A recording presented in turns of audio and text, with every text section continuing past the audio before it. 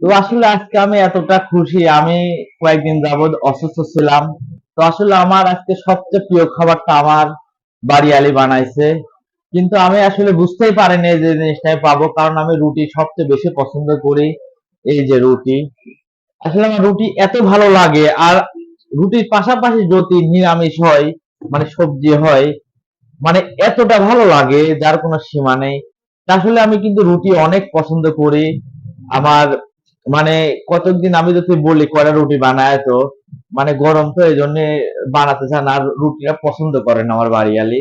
তো আমি অনেক পছন্দ করি। আমি যদি আমার শ্বশুর বাড়ি যাই, আর কিছু না করলে রুটি আর গরুর মাংস করবে, যে যাতে হলে আমি পছন্দ করি যেটা সেটা খাই। তো আমি এখন মানে আমার যে কতটা খুশি লাগতেছে আপনাদের আমি বলে বোঝাতে পারবো না আসলে। মানে আমার এতটা খুশি, আমি হঠাৎ করে মানে আমি করছি ভাত দাও, ভাত খাবো। তো এখন দেখি কি করছে যে তেমন করছে যে এখানে নিয়ে আসো, ওইখানে আবার মেয়ে একা একা রয়েছে অসুস্থ, আমরা ঘরে বসে আজকে খাই, টেবিলে আজকে বসবো না।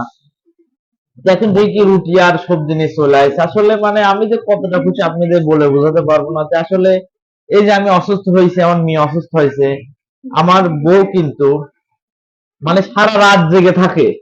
ও সারা রাত ধরে মাথায় জলপটি দিবে, গা মোছা দিবে, মানে ঘুমই পারে না। সেজন্য আসলে আমি নিজে অসুস্থ হলে আমার নিজেরই খারাপ লাগে যে মানে সারা রাত ঘুম পারে না। এই যে মেয়ে অসুস্থ হয়ে বিছনায় শুয়ে রয়েছে চুপচাপ, মানে ও এতটা উচ্ছৃঙ্খল, একটু বসে না, সেই ম্যাচে শুয়ে রয়েছে। আসলে এই জন্য মনটা অনেক খারাপ। আর এদিক দিয়ে আমি এটা পাই, আমার আসলে মনটা অনেক খুশি।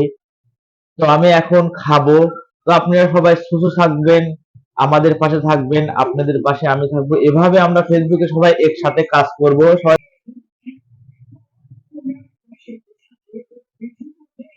আসলে আমার এটা যেমনই হোক, আমার কাছে এমনি স্বাদ লাগে। তারপর জ্বরের মুখের থেকে উঠতে মানে এত ভালো লাগতেছে, যার কোনো বুঝাতে পারবো না।